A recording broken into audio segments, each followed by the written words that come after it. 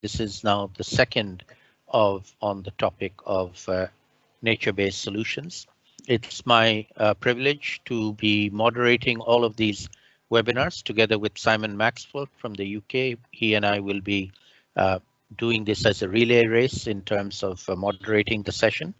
And it's my pleasure to welcome you to this one. We are very pleased in this particular session, that we are going to be joined by the Environment Minister of Bangladesh, Mr. Shahabuddin, and also we'll have a statement from Lord Zach Goldsmith, who is the Minister for the Pacific and Environment in FCDO, who will give us a video message. They will be shortly introduced by Judith Herbertson from the FCDO Bangladesh office. But let me just mention here that this entire webinar series is sponsored by FCDO and jointly organized by Mott MacDonald and the Overseas Development Institute in London. And just to remind you that we have a total of 6 events. This is the 4th in the series. 2 were on adaptation and resilience, 2 on nature-based solutions, this being the 2nd of those 2. And then we hope in the coming months we'll have another one on clean growth and another one on finance. And we hope that many of the participants who are interested in these topics will be joining us over the course of these remaining webinars. Also to let you know that the previous ones, the recordings are available, and if anybody's interested in watching that recording, I'm sure you'll be able to do so, and we will put in links in the chat for you to do that. We have the links here. We also have a LinkedIn group, which we would recommend everybody to participate in, and a Twitter hashtag, which is UKBD COP26. So with that, let me hand over to Simon to tell us a little bit more about how we are going to be conducting this particular event. Simon? Thanks very much, Salim. We've had 3 really good conversations with some very, very good case studies from both Bangladesh and the UK, so I do encourage you to pick up on those recordings and to follow the discussion in the various fora. 3 things to say about this whole series and a few things about the arrangements for today. We've been extremely keen to show that this demonstrates leadership by both Bangladesh and the UK on the topic of climate change leading up to the COP next year, but also, of course, the summit coming on Saturday. This is a reflection of Bangladesh's leadership role in its own right, but also as the leader of the Climate Vulnerable Forum, and the UK, of course, as the host of the COP, but also as the first major country to commit to a 2050 net zero target and a large reduction by 2030. There's lots to build on for the COP, but also outside the COP. Secondly, we want to make sure this is a joint learning series of events, which is why there are case studies from Bangladesh as well as from the UK, panelists both from both sides, because this is absolutely not about the UK trying to tell Bangladesh how to do things. We think there's a great deal of experience and knowledge in Bangladesh that we want to draw on. And finally, a plea from all of us that we try to avoid generalities about, the importance of climate change or the importance of nature-based solutions, but to try and get into a granular discussion about what is to be done, who's to do it, how it's to be funded, and so on. We had some wonderful case studies yesterday with elephants and tigers and floodplains in Leeds and some very good modelling. And I think there was a general agreement, yes, nature-based solutions have some really great potential. The trick is to deliver them, and in delivering them we have some difficult decisions to make about who decides and how interests come together, both locally, nationally, and maybe even globally, how these things are going to be funded, and also how we do the modelling and the planning to make it really practical. So I hope we can get into that level of detail tomorrow. Is payment for environmental services the answer or not? I think we need to know. Now, today we are on the record, of course. There is a hashtag that's been on one of the slides, hashtag UKBD COP26. If you'd like to comment and participate, please post comments in the chat bar at the side. We prefer not to have questions which can be taken offline, but to have people contribute to the conversation, and both Salim and I will be watching the chat bar for contributions. Of course, there'll be a report at the end of the meeting as soon as possible. And with that, I think that's all I have to say about arrangements. Let me hand over to Judith to make her own comments and to introduce our ministerial contributions. Thanks, Judith. Thank you very much indeed, Simon. Salim, it's a real pleasure to be here. I'm the Development Director for FCDO here in Dhaka, Bangladesh. So, Honourable Minister for the Environment, Forests and Climate Change, Shahabuddin, it's a great honour to have you with us. Lord Goldsmith, in absentia, distinguished panellists, ladies and gentlemen, welcome to this, the second of the series of UK-Bangladesh Climate Partnership Forum events, and as we've already heard, today's theme is how nature-based solutions are being used in both UK and Bangladesh to combat climate change. Yesterday evening, we did indeed have several fascinating case studies presented to us, humanitarian contexts with elephants, flood prevention in urban areas in the UK, how protecting the Sundarbans is contributing to adaptation and mitigation, and how nature-based solutions across the board can be cost-effective answers to a range of challenges. And today's event is about such examples and how they're being systematically used in both countries as part of our combined efforts. As our panellists yesterday noted, when it comes to nature-based solutions, we're only scratching the surface so far. And we need a step change in ambition to realise their potential, to work with nature, to help the planet recover. We certainly cannot do it on our own. So nature and the solutions it offers are also at the heart of the COP26 agenda. Firstly, the imperative of doing no harm. We urgently need, we know, to reduce global emissions, not only to protect us from dangerous climate change, but also to protect our biodiversity and ecosystems and help them recover from the damage we have caused. And it's fair to say that both the UK and Bangladesh are leading the way. The UK was the first major economy to put our commitment to net zero by 2050 into law. And last week, the UK government announced its new NDC, which commits us to reducing emissions by 68% by 2030. That is undoubtedly ambitious. And Bangladesh, as the chair of the Climate Vulnerable Forum currently, has pledged to put forth its own enhanced NDC by the end of December. It's also launched the Midnight Survival Initiative, which calls on all countries to do the same. And I am absolutely delighted that the Honourable Prime Minister, Sheikh Hasina, will participate in the UK's Climate Ambition Summit on Saturday. And I'm very much looking forward to hearing her set out more detail on Bangladesh's ambition. It was also welcome news that the Honourable Minister Nazrul Hamid participated last Friday in the UK-led Energy Transition Council, a new council set up to help countries think through the transitions away from coal power into sustainable, renewable forms of energy that are just, affordable and principally sustainable. Secondly, we need to restore ecosystems that have been damaged and increase the coverage of natural areas to help mitigate the emissions and the ongoing climate impacts.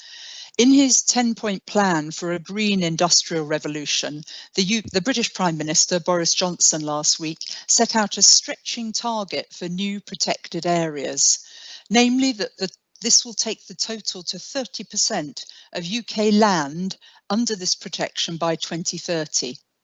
And alongside that, he set out plans to create jobs in protecting, restoring and expanding natural habitats, because this has to be done as part of the overall economic trajectory.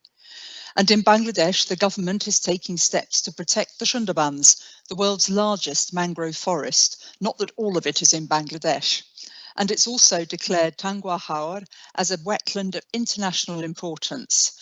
There are 14 ecological critically endangered areas, which between them house 800 species of wildlife, plus multiple national parks, wildlife sanctuaries, eco-parks and botanical gardens. Truly a phenomenal resource.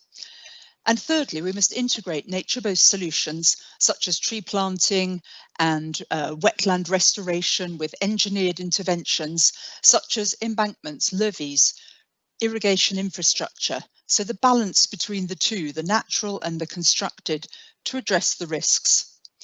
And we must demonstrate how nature can generate jobs. Once nature is more widely recognised as part of the solution, it's much easier to find the funding and the technology and the expertise to protect it. And lastly, I would just like to underline the importance of working together. We're hosting these workshops because the UK and Bangladesh together can play really important roles in expanding the uptake of nature-based solutions globally. Examples that are successful are likely to breed greater success. So this is an ongoing dialogue. We hope you enjoy tonight. We hope you will join us for the next 2 sessions. And beyond this series of events, we want to continue sharing expertise between our 2 countries and working together to find solutions. Thank you, and very much looking forward to the discussion. Judith, are you going to introduce the ministerial statements? Yes, I would very much like to. Are we going to the statement from Lord Goldsmith next? I think we should take our Bangladeshi colleague first, actually, if you don't mind. I would have thought so, yes. So we're very honoured to have you with us this evening, sir. Delighted you can find the time for us. Obviously, the Ministry of Environment, Forest and Climate Change is our key interlocutor at the heart of government. They have become our counterparts, our colleagues, and indeed our friends. And we're very much looking forward to what you have to say. So, Honourable Minister Shahabuddin, the floor is yours.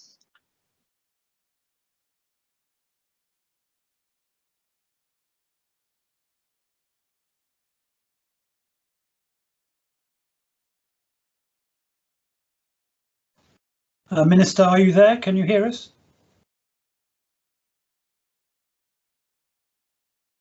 I think if the Minister has lost connection for a second, perhaps, Judith, we should go straight to Lord Goldsmith. I think that might be helpful. Looks like get somebody there. He's just on mute at the moment. If you could unmute yourself.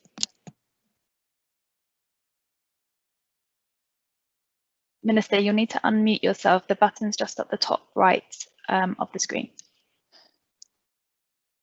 Can anybody do it for him? Yeah, let me do it for him. Oh no.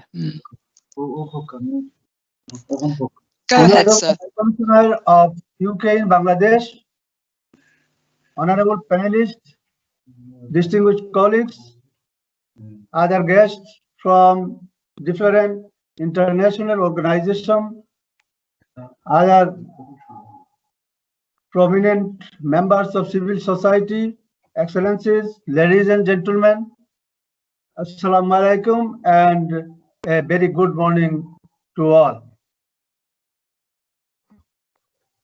At the outset, let me convey my sincere appreciation and gratitude to the High Commission of UK in Bangladesh and Ministry of Foreign Affairs Bangladesh for organizing this second UK-Bangladesh Climate Change Action Partnership Forum virtually.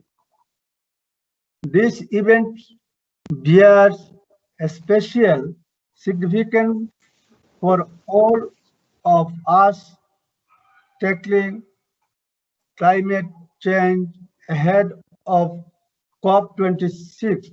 We hope that the UK, being a leading developed country, will bring effective outcome from COP26. Ladies and gentlemen, while we are passing through the exceptionally difficult situation of the global catastrophic of COVID-19 pandemic, climate change remains as the biggest threat to human civilization over decades.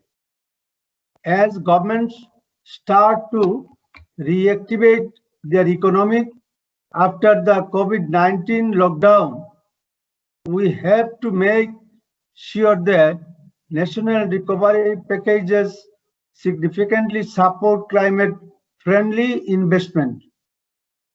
A recovery which is not aligned with the goals of the Paris Agreement may lead to emission rebound after the pandemic ends.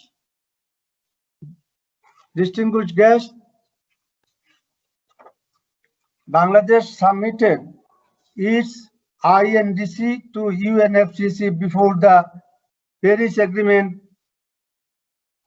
25 September 2015, where we mentioned 5% unconditional and additional 10% conditional contribution from our business as usual level by 2030 from three major sectors: power, industry, and transport.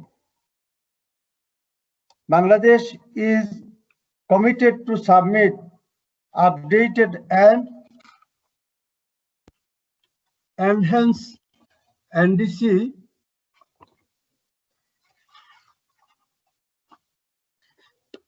in accordance with the Paris Agreement decision and pursuing for climate development. We also feel that our development activities should consider mutually reinforcing relationship between development, natural ecosystems. So, by integrating the use of nature-based solutions within development planning, we can simultaneously reduce the loss due to natural disaster and mitigate long-term impacts of climate change and enhance livelihood opportunities for nature-dependent communities. Bangladesh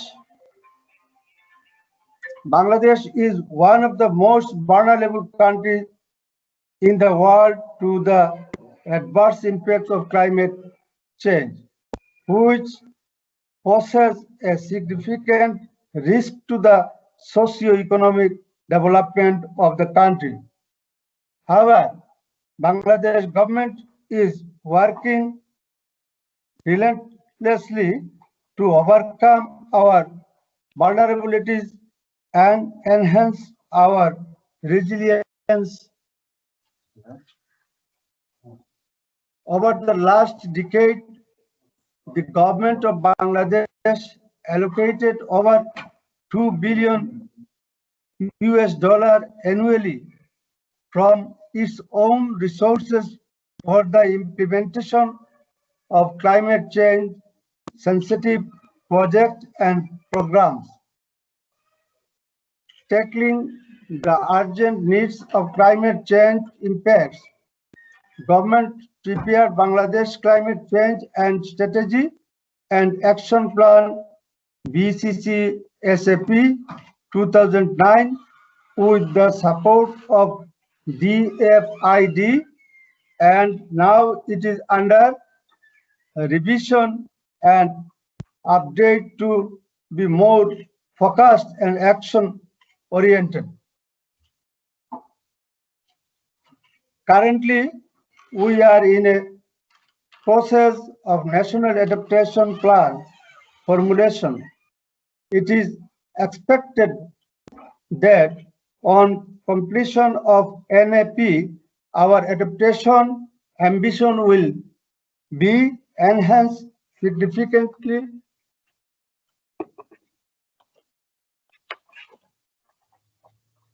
Distinguished guests, to make different vulnerable sectors climate resilient, we have taken few projects under my ministry. I want to highlight three of those. The Department of Environment under my ministry has taken a project on adaptation initiative for climate vulnerable offshore small island and riverine shore lands in Bangladesh for improving livelihoods with the financial support of about $10 million from Adaptation Fund. The Department of Environment is implementing a project entitled Ecosystem-Based Approaches to Adaptation in the drought-prone Burren Tract and Howard wetland area with $5.2 million financial support from the LDC fund. We are implementing another project titled Strengthening and Consolidation of Community-Based Adaptation in the Ecologically Critical Areas through biodiversity conversion and socio-protection in our coastal areas. Recently, in celebration of the birth centenary of the father of nation, Bangabandhu Sheikh Mujibur Rahman, we have planted 10 million trees across the country during July-October this year as part of achieving 25% trees coverage by 2030. Mr. High Commissioner, finally, let us join our hands together to consolidate our partnership to fight against the threat of climate change.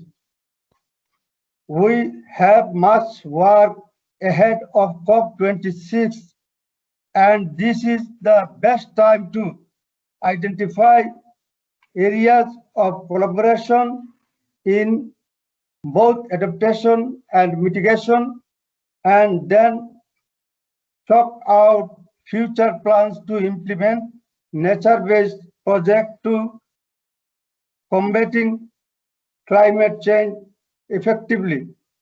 Thank you all.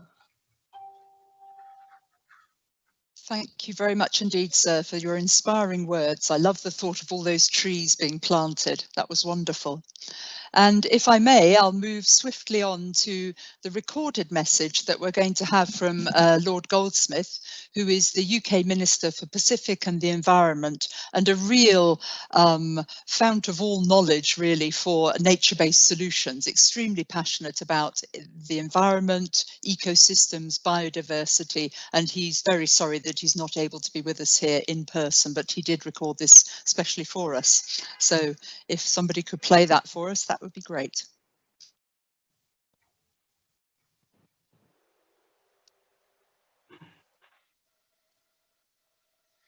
Your Excellency, Excellencies, distinguished guests, it's an honour to be speaking with you today, and I'm proud that the UK is supporting Bangladesh's work to help communities adapt and become more resilient. It's an example for the world to follow, and we're learning from you. And now together as COP26 presidents and CVF chair, we have key roles to play, leading efforts for global action. We know that coronavirus is likely the consequence of our abuse of nature. We know also that it will be dwarfed by the impact of climate breakdown and environmental degradation. So we need to hope that the pandemic is taken as the warning it is, because we cannot reasonably expect to be able to destroy the natural world in the way that we are without paying a terrible price. Consider that populations of key species have declined by nearly 70% since 1970, that 1 million species face extinction, and not just animals, 2/5 of the world's plants as well. We're losing tropical forests at a grotesque rate of 30 football pitches every single minute, making deforestation and land use change the second leading cause of climate change. And we all depend on those forests for air to breathe, functioning water and weather systems, for medicines, food, and the commodities that fuel forest destruction. But for 80% of terrestrial biodiversity and indigenous people lacking the land rights to protect them, they are home. And 1 billion livelihoods depend directly on forests around the world. A similar number of people depend on fish for their survival, yet we're pushing the world's great fisheries to the very brink of collapse. And as coral reefs, on which a quarter of all marine species rely, die off in warmer, more acidic seas, our coastlines are exposed and the ocean is further denuded of life. What is so crushingly unfair is that as we erode nature and undermine the multitude of free services that she provides, it's the world's poorest who suffer first and worst. The Bangladesh, of course, is on the front line of climate change. I had the huge pleasure of visiting the beautiful Sundarbans recently, the only mangrove forest still home to tigers. And I have to admit that my visit was virtual, but it was nevertheless truly inspiring.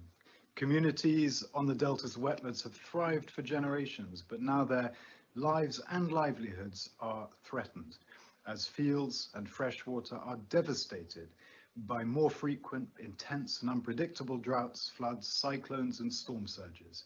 So turning this trajectory around is undoubtedly the most important challenge that we face. The pandemic has now claimed over 1 million lives, and the fallout has battered every single economy on Earth, hitting small island states particularly harshly, even though many of them have avoided the virus itself. But if there's a silver lining, it's that we have an opportunity now to do things differently, to rebuild our economies greener and better, not just in a box-ticking sense. It means making sustainability the lens through which all decisions are made. Now, to some extent, that is already happening in relation to carbon, as the market races ahead and the cost of renewables tumbles. But there is no room for complacency, and that's why we're using the 5th anniversary of the Paris Agreement next week to ramp up global ambition by giving a platform to those leaders who are making new announcements, commitments to step up both mitigation and adaptation. But when it comes to attaching a value to nature and attaching a cost to its destruction, we have a very long way to go. And that has to change, because technology alone is not going to save the day. Simply, there is no pathway to tackling climate change or preventing poverty or reversing biodiversity loss that does not involve protecting and restoring nature on an unprecedented scale. Nature-based solutions could provide around 1/3 of the most cost-effective solutions we need to mitigate climate change, as well as helping species recover and helping communities to adapt, to become more resilient to the inevitable changes we're going to see. But nature-based solutions, despite that, currently receive less than 3% of total global climate finance. So as part of our COP presidency, we're asking countries to step up with nature finance. We've committed in the UK to doubling our international climate finance and to increasing the amount we spend on nature. But we also know that public money alone is not going to be enough. We urgently need governments to identify and deploy all the levers at their disposal to shift the incentives towards sustainability. If we can build an alliance of countries committed, for example, to reforming land use subsidies, $700 billion of which are handed out each year by the top 50 food-producing nations alone, then we can flip the market in favor of nature and a just rural transition. Similarly, if we can build a coalition of countries committed to cleaning up global commodity supply chains, then we can begin to turn the tide in favor of forests. Last year, we launched the Global Ocean Alliance of countries committed to protecting at least 30% of the world's ocean by 2030. We have more than 30 countries on board already, and we encourage others to join us. And we've also joined the High Ambition Coalition, which is calling for 30% of land to be protected as well by the end of this decade. A few weeks ago at the virtual UN General Assembly, over 75 world leaders and 50 non-state actors signed up to a Leaders' Pledge for Nature, by far the most ambitious such declaration ever made. It was a commitment to put nature and biodiversity on a road to recovery by 2030, and I'm proud that the UK was able to strengthen that pledge line by line. But now we will do everything we can to turn those words into meaningful global action when the world gathers in Kunming and in Glasgow and beyond that. And as COP hosts, we're committed both to listening and to amplifying the voices of climate vulnerable nations, and to working with Bangladeshi partners to deliver the highest possible ambition and the resilient recovery that we know we need. Thank you very much. Well, those were two very interesting presentations by our two ministers. Thank you to both of them, to Shahabuddin, who's here, and to Zach Goldsmith, who isn't. One of the key points they make is that we have to look at climate change in the round. So when we act on nature, it's not just about climate change, it's also about biodiversity and livelihood and so on. And that, I think, is something we might want to think about. Climate change can't exist in a box. Today, we're really now going to dig down into this issue of nature-based solutions. Forests, wetlands, oceans, coastal habitats, greening of cities. What has to happen? Who's going to do what? How do we get to a plan, and how do we deliver it? And we have two keynote presentations. The first is by Ainur Nishat, who's a professor at Brack University, but even greater than that, is one of the best known figures on climate change thinking and negotiation in Bangladesh. And the second is Mike Moorcroft, who is a principal specialist on climate change at Natural England, and is really at the cutting edge of all those things that Zach Goldsmith was talking about in the UK. So both of you, I hope you'll really help us to think about how to deliver nature-based solutions, and do that in 10 minutes each. And I will be, I'm afraid, as strict as I can be and try to stop you after 10 minutes. But Dr. Nishat, let me start with you. We very much look forward to hearing what you have to say. Thank you very much. Good afternoon and good morning. I will definitely finish within 10 minutes.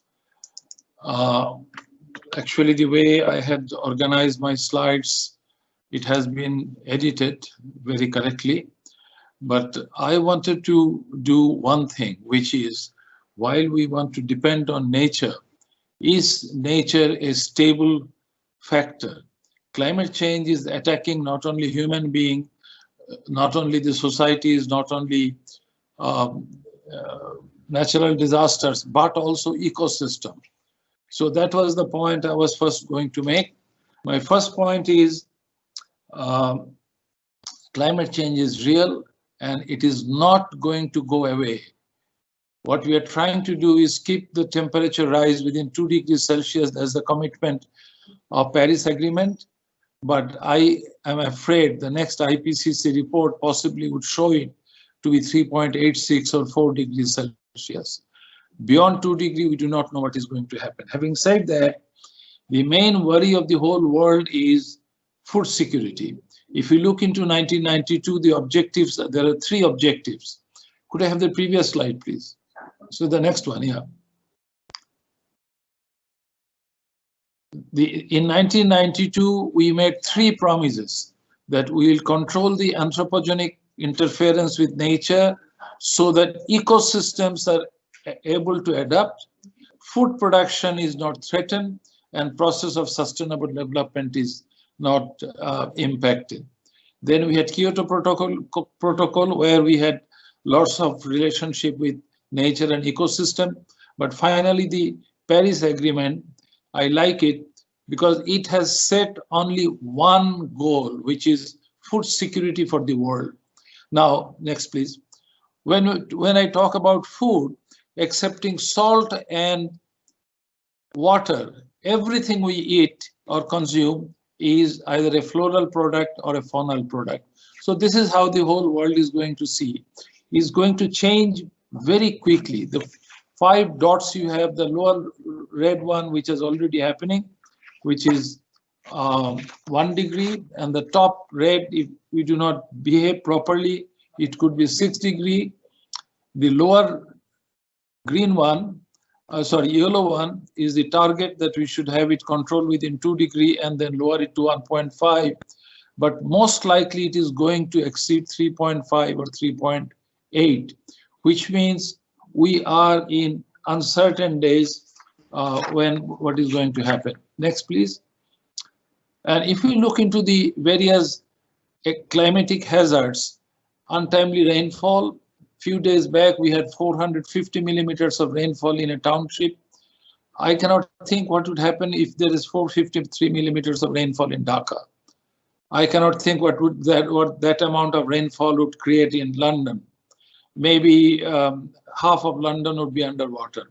Untimely rainfall, short duration rainfall, ocean acidification, flood, drought-like phenomenon, and cyclones and tornadoes. They are on increase. Last week in Honduras, they had 200-year return period cyclones within 2 weeks. Sea level rise, that's dangerous. The coastal belt is becoming saline. People are suffering. People are moving out. Tidal surge, riverbank erosion, there's another cause of migration, coastal erosion, lightning, flood hazard, and impact on ecosystem and flowering. The flowers are not blooming at the right time. Next, please. So all of these have effect on ecosystem, and we do believe that nature, the ecosystem or nature-based solutions, they are very important. There will be changes in ecosystem. Some of the changes will be slow. Some of the changes will be very gradual. Sorry, very, very quick. As for example, according to IUCN, the aquatic life, especially the snakes and similar creatures would vanish first. Next, please. So what is ecosystem-based adaptation? And this is important. It helps the communities to face the direct impact of climate change. The ecosystem services are very much needed. People are working on it, and climate change adaptation challenges, it varies geographically, and everywhere the appropriate ecosystem is there, or we can modify it. A particular ecosystem like for mountains, dry land, wetlands, forest, urban system, we need to understand that. And often we find the ecosystem-based adaptation is most cost effective. Next, please. But as I was saying, that the ecosystem is now being impacted by climate change. So these are the definitions I have picked up from literature. The literature is very, very large. Everybody is working on this. And ecosystem would help us both in terms of mitigation and adaptation. Next, please.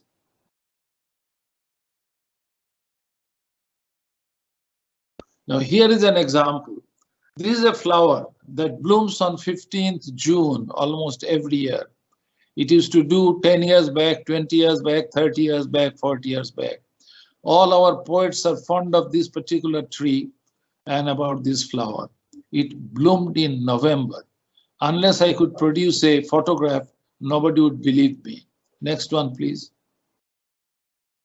And this is a flower that blooms on, say, end of August, beginning of September. It indicates that the new season had started. We had 6 seasons. Now we are working with 3. Now the seasons are important because the main food growing varieties of cultivars, they are directly linked with the seasons. Seasons are changing. Result is the pollinators are not coming. So I show you 2 examples where the flowers are regularly blooming at a totally wrong time or wrong according to the calendar of nature. Next, please. So what we are doing now? So government is obviously paying full attention to food security. Whatever fund we have on our own, we are diverting it to research in agriculture sector. We are trying to work out saline tolerant rice, drought tolerant rice, heat tolerant rice, and submergence tolerant rice, and short duration rice. Short duration is to minimize the risk. Some progress has been made on saline tolerant is not good. I mean, they have developed some varieties which is good for 7 ppt, but in the southern part now the salinity level is 15, 25, and very soon people would be moving out. And I jokingly say the salinity level has reached Gopalganj, which is the constituency of our Prime Minister. One of the uses of nature or ecosystem is the mangrove green belt, which one of my friends just said visited virtually. I would welcome him or her to Bangladesh, and we will ensure there is no mobile, no fax, no internet, nothing. This is pristine environment. But we have about 8-10 kilometer wide. We want, I mean, right now over there is a quite deep forest, but government is now trying to develop 2 kilometer wide green belt with the mangrove forest that would cut down the wave height of the tidal surge by at least 2 meters, and that is a very big savior. So while the government is trying to support the ecosystem, also bring out new varieties of cultivars that would be suitable under the changed circumstances. Of these 5, we have 4 more or less some progress, but on heat tolerant, we have not been able to achieve. And it is the heat that is going to cut down on the food production. So point I'm trying to make is, as climate change is racing very fast towards 3 degree or 4 degree, food is going to be the main victim, and food comes from ecosystem. It is either a floral product or a faunal product. Next, please. Another minute, please, Nishat. This is the last slide. So the adverse impacts of climate variability will change rapidly. In many places, the traditional crops have been replaced by monoculture, that is the high-yielding variety crop. We need to think about it. Ecosystem-based solution for climate change adaptation may provide sustainable and effective option for local communities, but for how long? Because the temperature increase is going to change the base condition for ecosystem, and therefore we need to embark on systematic and action research to provide communities with sustainable options. Thank you very much.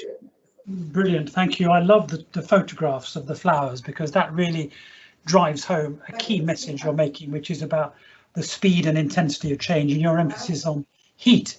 Very interesting too. Now we're going to turn to Mike Moorcroft from Natural England. Mike, you're there, I hope? I'm here. Can you hear me? Yes, we can. Thanks. Excellent. Okay, could we have the slides? I can't actually see the slides at the moment. We've got one called UK Priority Risks 2017. Okay, all right. I can't actually see them. I don't know why, but I will speak to them anyway, and I've got a copy open, so we won't delay for that. So yes, thank you. So one of my roles, as well as being Principal Specialist of Climate Change at Natural England, is also as an author of the UK Climate Change Risk Assessment, which provides an overview of vulnerability within the UK to different aspects of climate change. And one of the key top priority risks there is highlighted as risks to natural capital. So this is, if you like, the risks to our natural systems, our ecosystems, our biodiversity. But actually, if you look at all of the other risks that are highlighted there, things around flooding and health and water supply, food production, and pests and diseases, all of them actually have a natural environment, an ecosystem element to them. So actually, you can't tackle the key priority risks, any of them in the UK, without tackling the problems associated with the natural environment. And so nature-based solutions do need to be right at the centre, I think, of our actions, as they are in many other parts of the world, or should be. So let's move on to the next slide, which should say, this should say high carbon habitats in the UK. It does. It does. That's good news. So one of the key things in our country, in the UK, is that our original landscape would have been dominated by forests. forest almost everywhere, except in the wettest places and the very highest places. And the wettest places, some of those, quite large area of those would be peatlands, which are large carbon stores. And there would have been some peat forest, but a lot of it would have been tree-less. And so actually at the heart of a lot of our work, not just to reduce risks from climate change directly, but also to mitigate climate change, needs to be about restoring something of our natural habitats. Next slide, please. So this should now say manage realignment. Now we're an island, and what happens at the coast is critical, and one of the key challenges, of course, with climate change is rising sea level, as I know it is probably even more so in Bangladesh. But there are large parts of the UK which are at risk of changing shorelines. And in the past, the approach has generally been to build barriers to stop this happening, hard sea defences. And in some places, that's a sensible thing to protect a city. But in other places, restoring the natural coastal habitat, which in our case is things like sand dunes or salt marshes, actually provides a natural buffer against rising sea levels and the effects of a storm surge, for example. And this is one thing which in the last few years has really started to progress in the UK, is where we're seeing increasing numbers of schemes where a managed approach is being taken to realigning the coast and allowing the re-establishment of some of these coastal habitats. I sometimes think that salt marsh is, if you like, our mangroves in the UK, with all the similar sort of benefits of flood protection, but also some benefit for carbon. Next slide. Now, one of the things that's a big government priority at the moment is woodland creation, planting trees, but also trees can regrow naturally if you give them chance. And there's a picture there on top right, which is in the Scottish Highlands, showing where there's some natural birch regeneration, birch trees coming back where deer have been excluded to allow them to regrow where they once would have been. And of course, forests are not just good for sequestering carbon, but also for benefits around climate change adaptation. For example, shading rivers, as the slide at the bottom indicates, the picture at the bottom, and also slowing the flow of rivers as well, by preventing floods, by delaying the flow of floodwater downstream. So lots of reasons to create forests, as well as sequestering carbon and producing timber. And next slide, peatland restoration. Peatlands are massive carbon stores in the UK, but have been very much degraded. So there's a picture here from England and one from Wales, different parts of the UK, but the same process where restoration work is going to reverse drainage, which was done in the past for a variety of reasons, but has led to the loss of carbon dioxide, also sometimes degrading the water quality in catchments as well. And I think this is something where a lot of practical experience is being developed in the last few years, but there's still a lot to do. We're still a long way off having restored all our peatlands, but I think we're getting a much better idea of the mechanisms, the techniques to do that. Next slide. And this is really just a few more assorted examples of things that are happening. Other examples of where nature-based solutions are being used to reduce flood risk. So, for example, many of our rivers have been straightened in the past to allow water to flow more quickly, but actually in a warming climate with heavier storm events, the last thing you want to do is to move water quickly downstream to where there may be a vulnerable town at risk of flooding. So actually reinstating some of the meanders that would naturally have been in the system is an important element of trying to reduce the flow rate again and restore a more natural flood regime, allow flooding in places where it can do no harm, and actually may benefit some of the distinctive biodiversity of wetland areas. There's also a big effort on what described as agri-environment schemes to support greener farming. We clearly need to go on producing food, which is so important.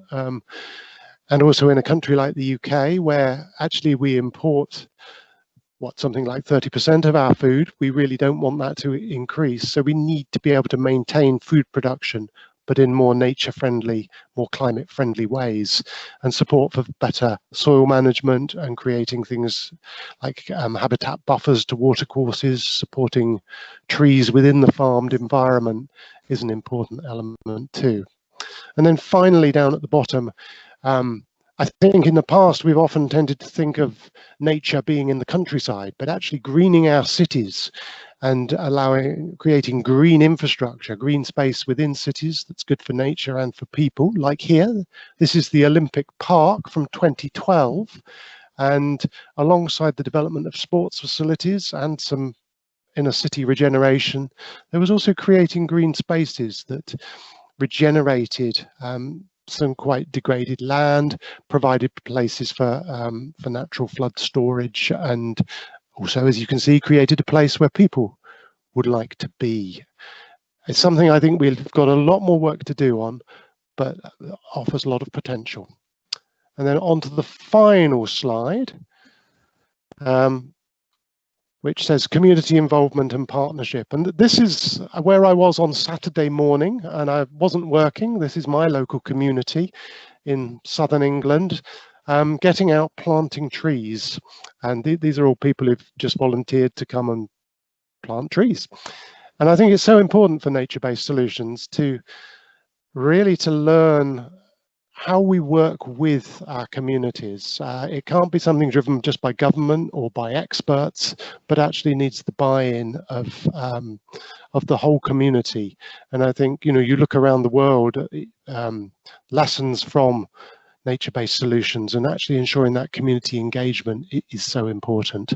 And I think, again, we're learning lessons and learning to work better with, for example, social scientists, but also just playing community groups and local authorities. Thank you. I'll stop there. Well done. Thank you very much. And how interesting to be out there planting trees. I hope they all survive. I would love to spend time talking to you both about what you said, but I think I shouldn't because we have left and we have a panel. But I do think we need to engage with the next step, which is that I can see how valuable all these interventions are. I'd love to learn a bit more about choosing, about costing, about sequencing of interventions, and about any problems that arise and what's the most difficult thing you have to deal with as you implement these ideas. But I will leave that question hanging and hope that maybe Salim can pick it up as he now introduces the panelists and takes the discussion forward. Salim. Thank you very much, Simon, and thank you to Professor Nishat and Michael for two excellent presentations to kickstart our discussion today. We are now going to hear from four very distinguished panelists. I'll introduce them one at a time and invite them to share some thoughts if they can within 3 minutes each. The first one is two from Bangladesh and two from the UK. The first one is the Honourable Member of Parliament, Sabir Hossain Chaudhary, who is the chair of the Parliamentary Standing Committee on the Ministry of Environment, Forests and Climate Change, and also the honorary president of the Inter-Parliamentary Union, which he used to be the president of for a number of years. He has the distinction of having led the Bangladesh Parliament in declaring a unanimous resolution declaring a planetary emergency, which is not just a climate emergency, but also a biodiversity emergency, bringing the two together, which is precisely what we are talking about here in nature-based solutions. So Sabir Bhai, please, if you'd like to share some thoughts. And my guidance to our panelists is you don't have to comment on the presentations. What I would like you to provide is your thoughts on how do we move forward. So we are aware of the problems. We want to move away from the problem space and we want to go into the solution space and address some of the high priority problems that you see that we need to address and take forward. So if you could just pick one or maximum two areas where you think we can make progress and make some suggestions on those. Please go ahead.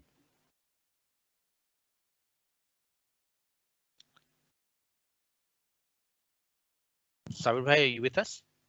I'm with you. Okay. Please go ahead. You have the floor. Thank you. Let me first congratulate this initiative. I think it's a very important initiative. Of course, we have historic ties with the UK. We share a lot of common values. And now climate change gives us an opportunity to have a partnership. And I really do think that this can be a defining partnership in terms of leadership, in terms of generating new ideas, and also initiatives that we can share. And these can be global examples of good practices. Let me just comment very briefly, Salim Bhai, on the idea of a planetary emergency. I think Simon was mentioning earlier that you can't put climate change in a box, and that is very true. So when we talk about a planetary emergency, this is because in Bangladesh, we felt that there are a number of converging crises that we see in the horizon, almost a perfect storm. So you, of course, have the existential threat of climate change. You have the frequency and the impact from natural hazards. You have water stress. You have food insecurity, how we use our resources, the whole idea of planetary overshoot. And I think when we look at this whole subject of nature-based solutions, the whole thing, the most important thing to understand and acknowledge is the fact that it is only when we have started to place demands on nature at a level where nature itself cannot regenerate to. That's when really the crisis starts. So we haven't allowed nature to be natural. And I think one of the biggest challenges we have is to understand the whole concept of natural capital. I think that is an area that we need to work on. You know, the policymakers need to be aware of it.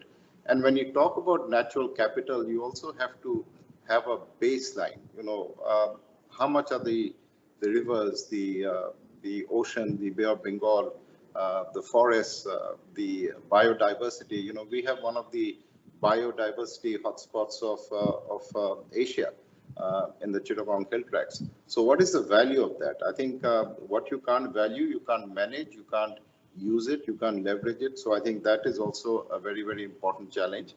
And also to build up an evidence base. How do these really benefit? I mean, what are the impacts that we get from that? We all know, and we have seen from COVID, when left to itself, nature can heal, nature can recover very quickly. So, I mean, how do we then leverage that in terms of solutions? And as I've said, I think these are very common sense solutions. You know, it's not rocket science. It's the most natural thing to do. Yes, we can now say that it's a smart thing to do because it's different. But I think in Bangladesh, we have been doing this for a number of years without actually seeing it and viewing it as a nature-based solution. So I think there are two elements, two levels. One is allow nature to heal, allow nature to recover so that it provides us with natural protection. And then look at individual niche areas where we can tweak it. You know, we saw from the presentation a few minutes ago from Michael about the rivers. You know, how do you shade the rivers? How do you slow down the rivers? How do you create green space in an urban context? I think these are things that we can do. And I think one of the most powerful examples that we have of nature-based approaches in Bangladesh is how we have been dredging our rivers. There's a lot of capital dredging that goes on, and we have to do it. If you can imagine a map of South Asia, we have the water towers of South Asia, the Himalayas that sit on the top. And because of glacial melt, you have a lot of water that's coming down through Bangladesh into the Bay of Bengal. So one of the things you do is to increase the dredging capacity of the rivers, and the dredge material you put on the embankment, and then you plant trees. So on the one hand, it's adaptation because you're preventing flooding. You're not allowing the water to come inland and salinity intrusion, and you're also then planting trees. So I think these are things that we are doing, and certainly we can share a lot of these as we go along. Now, I know many people talk about COVID because that's very topical, and you know, as we recover better, we will try obviously to see how we can maximize the use of nature-based resources. But I see climate change as slow motion. And if we can mobilize the response that we have seen globally in Bangladesh, UK to COVID in terms of government interventions, in terms of policies, in terms of support, I'm sure we can do the same when it comes to climate change. So let's see how this platform can go forward, how this partnership can help. And I really hope that we can deliver, as I say, the fruits of a defining relationship, as I mentioned at the beginning. Thank you, Salim. I don't want to go over the time that you've allocated. Thank you very much, Sabir Bhai. Excellent as always. I think one of the things we might want to explore going forward, because we want this to be not just an event in itself, but to have some forward-looking activities that can emanate out of it is maybe linking up parliamentarians from the UK and Bangladesh.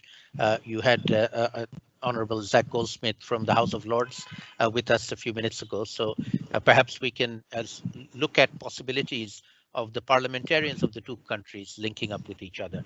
I'm sure they're already linked up on other issues, but let's see if we can link them up on this climate change and nature-based solutions issue as well.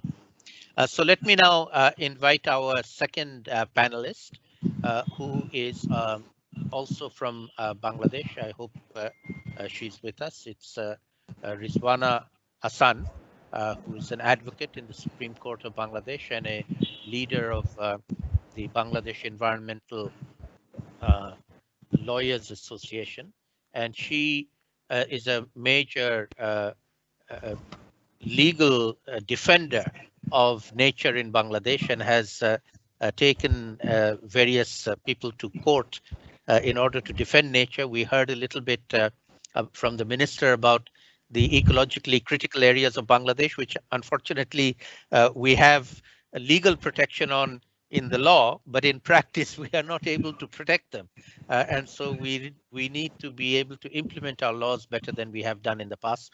Let me invite Rizwana. Are you with us? Please unmute yourself and join us. Please go ahead. Do you hear me? Yes, we can hear you. Please go ahead. Okay. Thank you very much. Thank you for inviting me.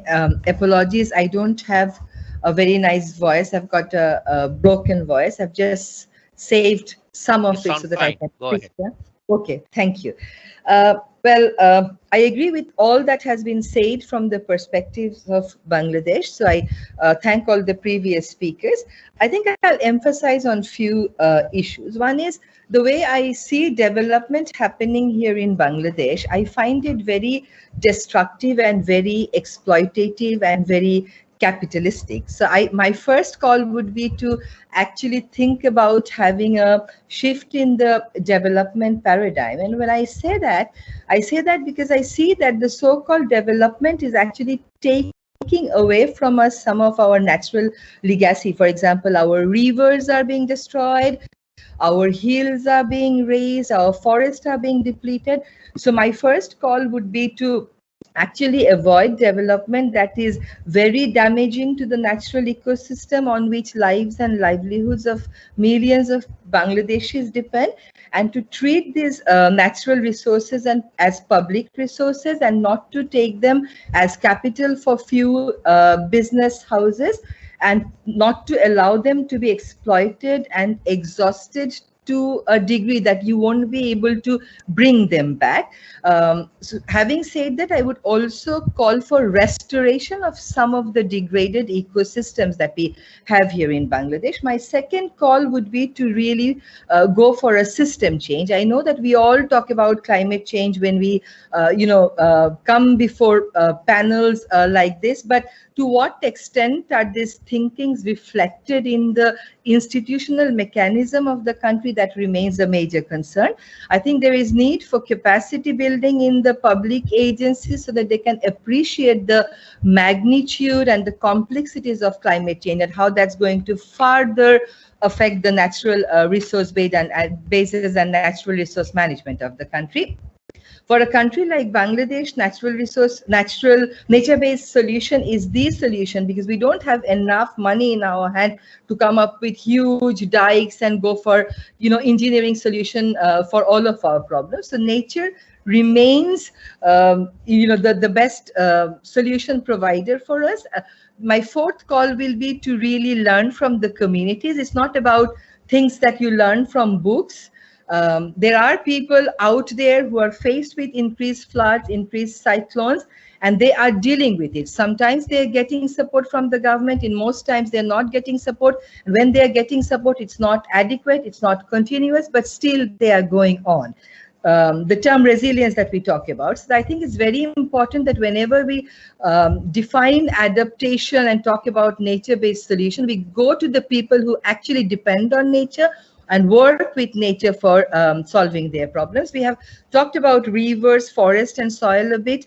There was a very disturbing article one day back in one of the leading dailies, which has claimed that 79% of our soil in Bangladesh actually lack the required nutrient. And it is a study of the Soil Research Development Institute of the Government of Bangladesh. And this institute has warned us that by 2070, there will be no agricultural land left in Bangladesh if the current trend of converting agricultural land for non-agricultural purposes remain there. So when I say that I really want restoration of natural system, these are some of the concerning facts I was referring to. In terms of water and river, I think it's a very complex problem for Bangladesh because we share most of our rivers with India, and India actually takes a position that it's a bilateral issue, not a multilateral issue, but climate change has actually posed common threats for most of the South Asian countries. So if that can be converted into an opportunity and we could think together as to how we are going to address our water problem, that will be something that I would really like to ponder on. Our natural policies and practices are not very friendly to river ecosystem. Many rivers are dead because we wanted to control the flood. We wanted to control the cyclones and protect people's property from damages that cyclone may cause, but these in turn have killed our damages. It's time that we emphasize and really practice notions like environmental impact assessment and involving people in the decision making. Salinity is also a major problem. For a country like Bangladesh, it should think about having more canals so that we can restore more fresh water, and also there should be encouragement for rainwater harvesting, particularly in the urban areas. Our rivers are dying because of sandstone mining. That must be regulated. Although the High Court has declared that rivers have to be protected as legal persons, I don't really see a reflection of that in our national policies, institutions and law. On deforestation, somebody has talked about the Sundarbans, but we have set up many development projects and industries around Sundarban, and the UNESCO is of the view that if the coal-based power plant is actually made operational very close to Sundarban, we may lose the largest mangrove forest of the world. And we must value this not as a land having trees, it's an ecosystem. So it's not only having trees, and it's about having forests and actually protecting and restoring the ecosystem. We should not, the policies that the government has on commercialization of forest must be struck out of the policy documents, and we should talk about restoring our rivers, restoring our forests, conserving, enriching all these natural resource bases, because nature is the only and the best solution provider for Bangladesh, given that we are not very rich in terms of our engineering knowledge and our and in terms of finance. Thank you very much. Thank you very much, Rizwana, and good luck with defending our natural resources in Bangladesh in the courts. You are doing a tremendous job there. So now I'm going to turn to our two UK-based discussants or panelists. The first one is David Tickner, who is the Chief Advisor on Freshwater for the World Wildlife Fund based in the UK. Dave, are you with us? I am. Can you hear me? Please go ahead. Yes, we can hear you. Go ahead. Good. Thanks. As others have said, this is a very timely initiative, and I'm very grateful for the opportunity to be part of the discussion. Just a note, I guess, on context first. At WWF, we're increasingly conceptualizing some of the challenges we've heard about as really a triple challenge. So in a world of 7.5 billion people and growing, all of whom have a right to a safe, satisfying, and I'd add healthy life, how do we feed those people? At the same time, how do we address the mounting challenge of climate change, and how do we restore nature? So across that triple challenge, there are some things we can do which will probably help all three aspects. So we can reduce greenhouse gas emissions as a matter of urgency. We can reduce food waste, for example. But there are going to be some trade-offs as well, trade-offs in how we use land, trade-offs in how we use water. And I think the debate around nature-based solutions has to sit in that context. It's a particular moment in time, I think, for various reasons that other people have talked about. COP26 is coming up, but also the world is debating a post-2020 biodiversity framework, and that will be decided by governments next year. We also have lots of things going on in relation to the Sustainable Development Goals. And then in the UK context, we have Brexit happening even as we speak, and new systems coming into place for managing our natural resources, which provide, I think, great opportunities, but we need to grasp those opportunities. And this is increasingly shaping the work that I do, that WWF colleagues do. I'm just myself involved to one extent or another in work around nature-based solutions in the context of Asian deltas, for example, including the Sundarbans, but also the Irrawaddy, the Mekong, the Pearl Delta. I'm also involved in work on nature-based solutions in Africa. Colleagues are really trying to gear up for COP26 and really put together what we hope will be some very useful thinking that can inform the debate there.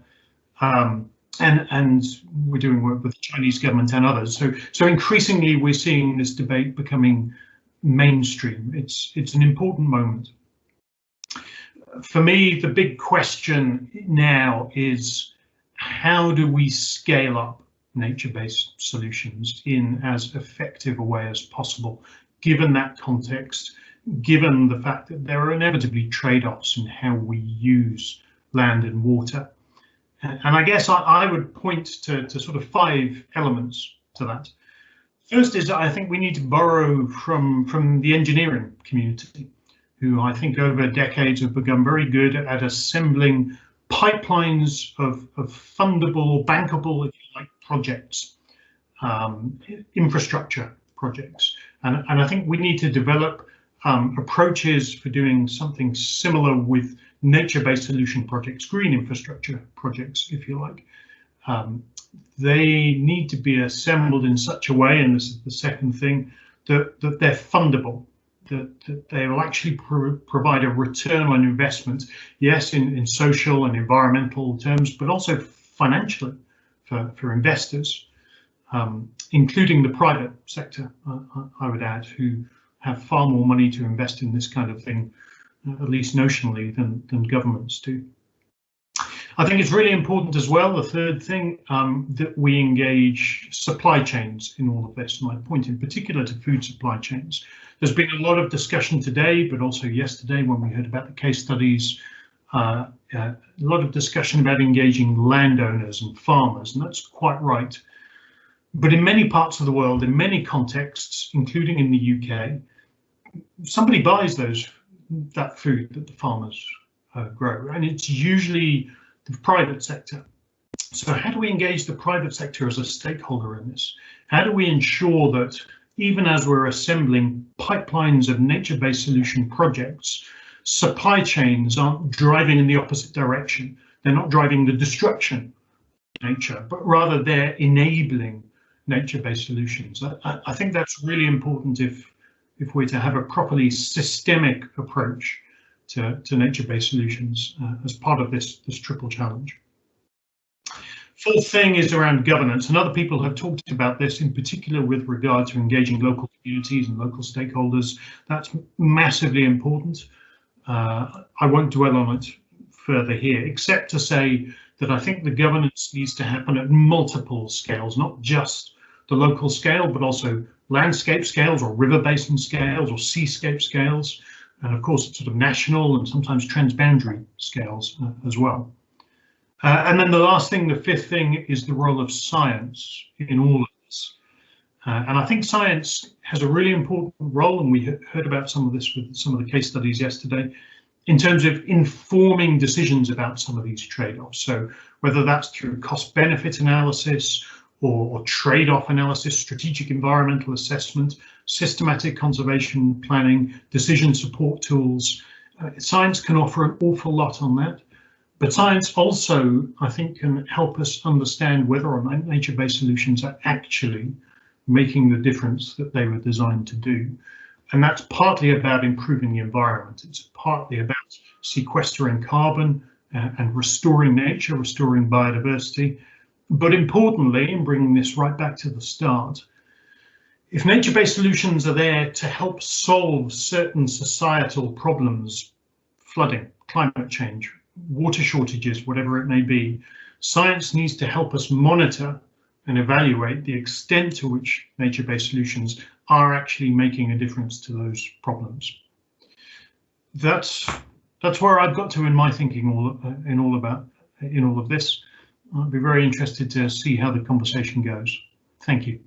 Thank you very much, Dave, for those excellent thoughts. And I think, a big role that international NGOs like WWF can play is bringing these different sectors together, the nature-based sectors and the climate change sectors. I think this is an area that would be of great potential benefit for us to explore going forward.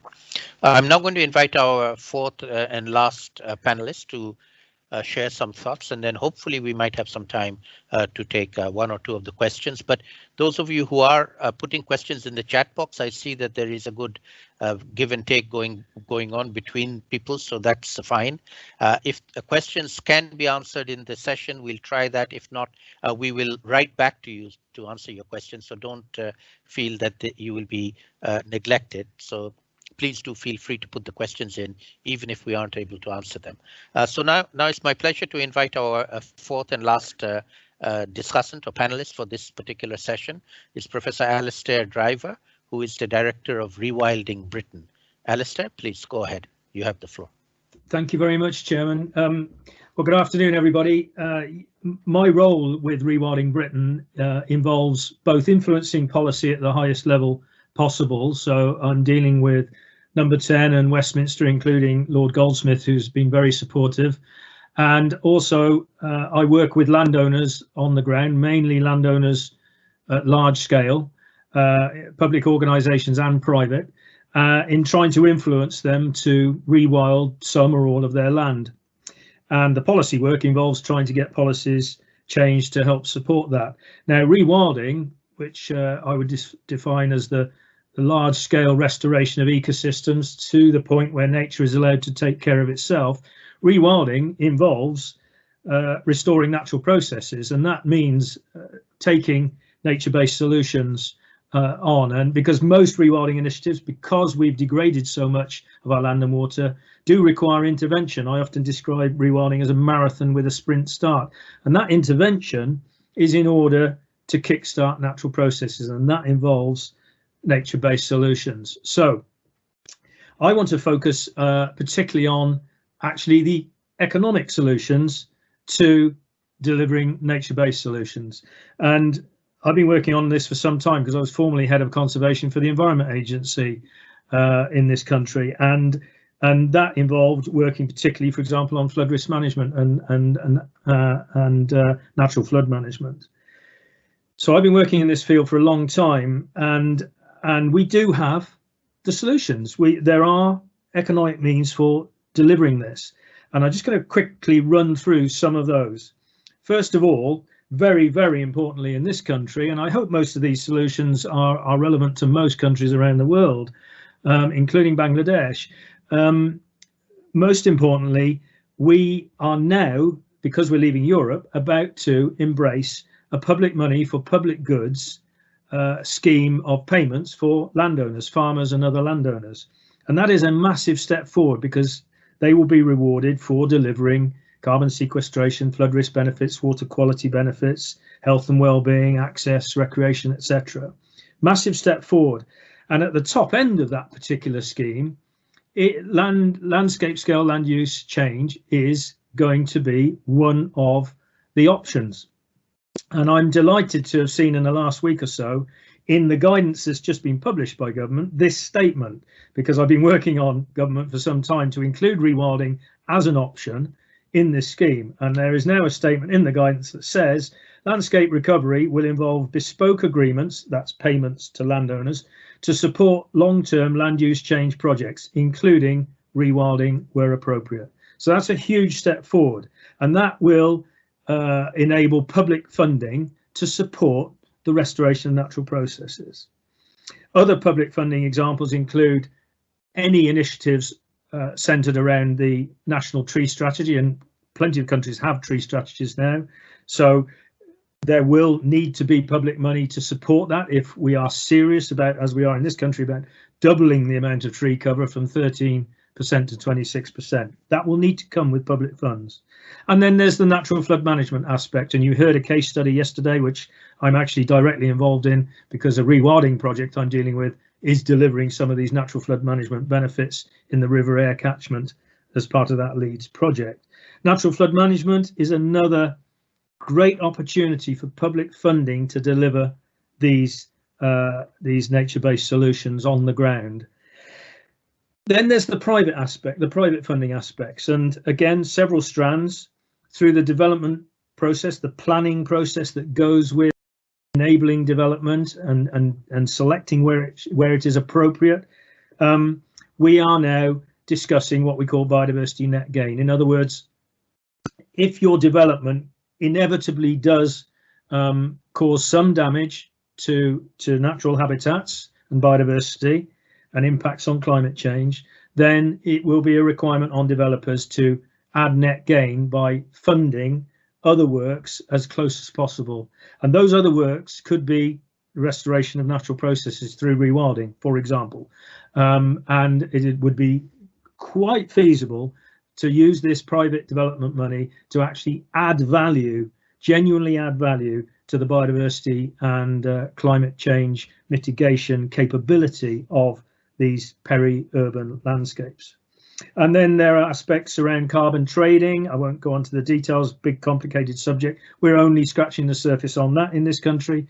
And our water companies, our private water companies, again, they could be contributing more than they currently do through private investment to slowing the flow and improving water quality through restoring upper catchment areas. So these are all economic solutions that are delivering multiple benefits: climate change mitigation, biodiversity recovery, flood risk management, water quality improvement, health and well-being, education, access, etc. And if you do this at scale, you are going to be more efficient. And that's one of the key principles of rewilding. You are operating at scale, you're tackling multiple problems with multiple interventions in the same place, and thus being more efficient. So we have the economic solutions. We know what they are to deliver and enable these nature-based solutions. The key question is, have we got the will to make it happen? And of course, the answer should be yes, we have no choice. We are in an emergency situation. We need to get on with it. Thank you. Thank you very much for that, Alistair. It's extremely useful, I think. Unfortunately, we are running out of time, and I see quite a lot of questions in the chat box. Please continue to engage in the chat box, and as I said, we will be answering questions by email and also inviting everybody to join the LinkedIn page and link that has been put in the chat box so we can continue these conversations going forward. But given that we are coming to the end of our allotted time, I will share a few thoughts from my side and then hand over to Simon to conclude, while inviting everybody to continue conversations in the LinkedIn platform that we have established for this webinar series. So from my point of view, I think we've had several very, very good interventions from the Bangladesh side and the UK side, and potential for collaboration amongst legal people like Rizwana, amongst parliamentarians like Saber Hussain, people working on community-based rewilding as well as forestry from the UK side as well as from the Bangladesh side. There are many, many different things that we can identify for sharing knowledge, sharing experiences, and connecting. I think one of the other connections that we might want to explore a bit more going forward in this series is linking with the Bangladeshi diaspora in the UK. We have many millions of Bangladeshi origin people who are now British citizens, and many of them, I know from my own experience, are extremely interested in these issues of climate change as well as on ecosystems. And so seeing whether we can involve young people, perhaps particularly from both countries, to get in touch with each other and get involved with each other. I know that there are some initiatives we can perhaps build on those. We had a very good speaker yesterday in the session, Sohara, one of the young Bangladeshis who has good connections and is doing some youth-to-youth connections. So I think there are a lot of opportunities going forward. I'll stop there from my side and hand over to Simon to share some concluding thoughts and then tell us what's going to happen next.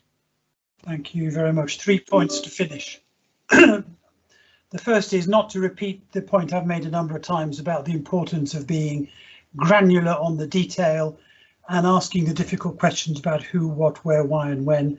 But I was delighted to hear Rizwana talk about legal remedies, Dave Tickner talking about trade-offs, and Alistair Driver talking about subsidy regimes as examples of the kinds of ways in which we translate vision into practice. We need more of that, and we need concrete plans for particular places. But I've said that 3 times, so I'll stop. The second point is that I think there's a kind of false logic we often hear in discussions about nature-based solutions, which this meeting has overturned. And the false logic is we have a climate change problem, we have possible nature-based solutions, so we implement the nature-based solutions and we end up with a solution to climate change, which, up to a point might be true.